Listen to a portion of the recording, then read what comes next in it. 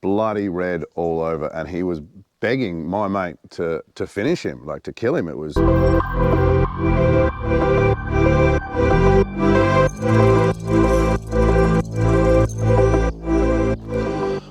Good morning, everyone. Sorry, it's a little bit dark here. I'll try and edit the color later in processing.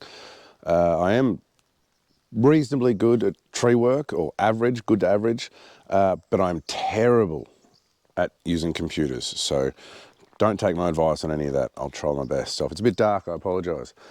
We're out here today in a place called Gilwell Park. This is a place where we do some training out here for students. Today we've got some Certificate 2 students, and they're learning trim and crosscut trees, operate a chipper, and pruning from an EWP. So we've done all the pruning with them, and today we're just going to go through some trim and crosscut trees and fell small trees. It's a course particularly designed for workers to be able to get the chipper into areas and drop small trees. So it's not really a felling course, just how to get little trees out of the way. We might show you some of that later, but first of all, I just wanted to tell you a little story about the about wood chippers. So I'll try and put you down there. So this is a wood chipper. This is a forced 8-inch. It's a great little chipper. They're incredible chippers. They're making bigger and bigger ones as we go. And I just wanted to give a little pointer to anyone who's using a wood chipper. So if you've never used one, this is the folding infeed tray. Should be locked in. And these guards to stop things flying out. They're also an indicator of where you should not put your hands. So in behind here, we've got the infeed rollers. That's where stuff goes in. That's where stuff comes out. This spot here is very dangerous. Feeding from here is no good. The way we teach it, and everyone should do this, is you always feed from the side, preferably the curb sides. So if I'm feeding from this side and a branch bumps me, oh, take a step back, there could be a car coming around me here. So always be careful of where you're positioned, where you've got your cone set up, and you've got some protection from cars coming. So you feed from the side. Why do we feed from the side and not the middle? It's a big open area. It's very easy to go in here and push stuff in.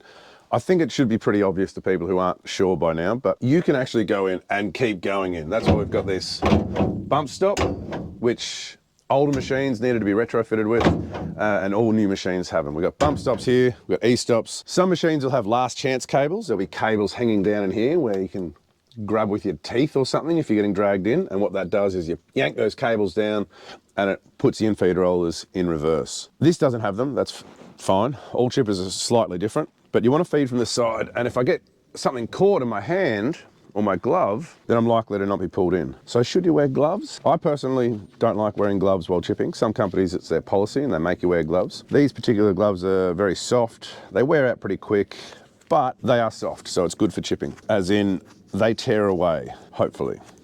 So if I get a branch caught in these, hopefully it's gonna elastic pull off or rip off. Be careful of wearing leather gloves that have the gauntlet style. So the gloves that have a kind of a gauntlet style, like something that a branch can grab. So I've spoken to 2 people in my life that have told me first-hand experiences of watching people go through the chipper. So these things are really easy to use.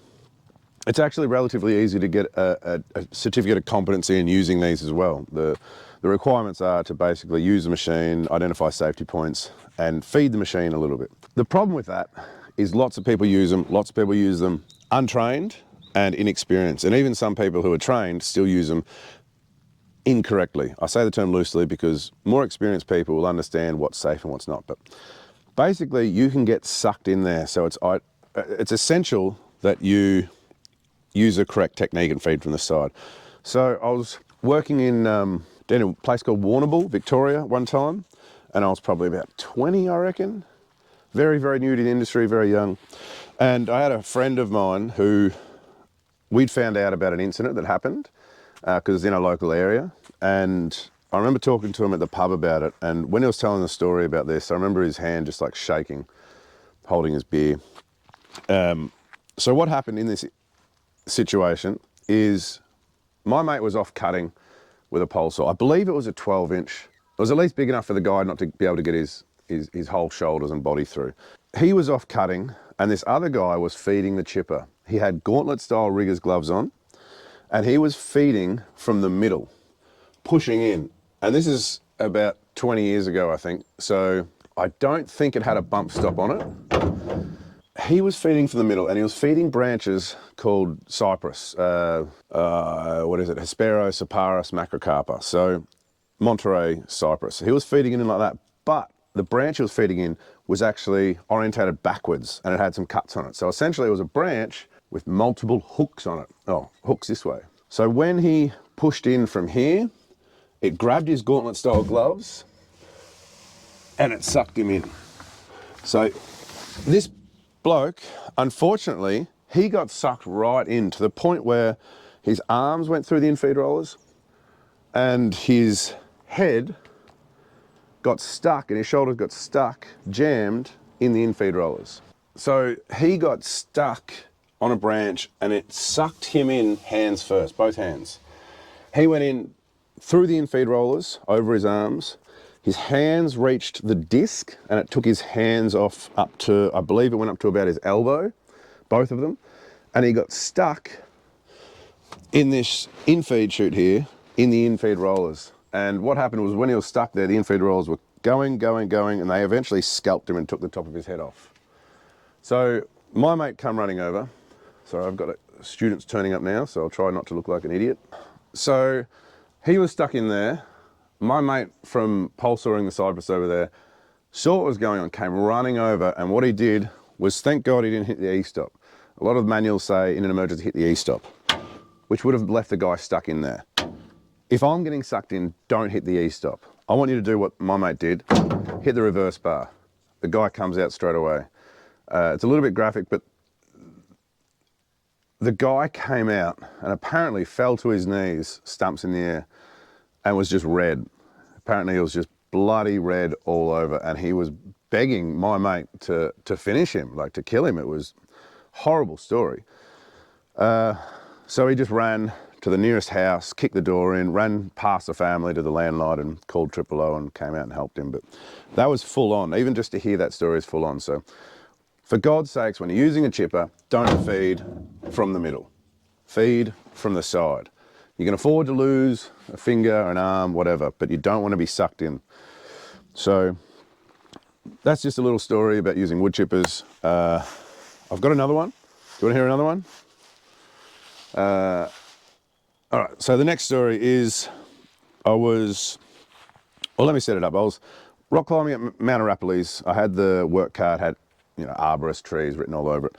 And this bloke came and talked to me and my girlfriend around a campfire. And we're having a few beers, talking, and he came over to talk to us because he was once an arborist, but he'd gotten out of the game. So he'd gotten out of the game, and he said the last day he was in the game, he was up the tree climbing, and he had contractors down on his 18-inch wood chipper. And he looked down and he saw one of the guys get up like this and start kicking a branch in. So he was screaming, yelling, pardon me, couldn't hear him over the sound of the chipper. And what happened was the branch dislodged, the guy fell to his knees, and the rest of the tree took him in. So it was an 18-inch chipper, so it was pretty wide in feed rollers. He actually got sucked in, knees first, and the infeed rollers were winding on his legs, and it took the top of his legs off, and he lost both legs. The guy survived again. So 2 survivors. No fatalities, touch wood, thank God. But I'm aware that they do happen in the world. But yeah, this guy lost his legs. And the guy I was speaking to was, again, just telling the story, just like shake, like it was full on. He said that day he sold all his equipment, got out of the industry, never went back to it, became a rock climbing instructor. So these things are pretty full on. You don't want to deal with this, so avoid incidents like this and use these machines the correct way. They're highly dangerous and, yeah, not a good thing. So there's a few little tips about wood chippers. Feed from the side, don't stand on the tray in any situation. Another couple of tips about wood chippers from things I've seen in the past. If you are reversing a wood chipper, if you're moving any truck in general, okay, nothing should be between the truck and the chipper. Don't store your chainsaws there, don't lean your pole saws up there, don't stand there having a cigarette at the back of the truck. Between the truck and the chipper, no go zone. And if you're reversing, companies will probably put a policy in, honk, honk, whatnot. My personal policy is never reverse, if there's a group of people working obviously, never reverse unless you get someone waving you back. So this other story was, it was actually a friend of mine who was a bit upset this one day. Might have been my fault, my leadership, which was not good when I was young. I learned a lot about leadership over the time, and I was a bit of a dick, to be honest. So it's another story for another time.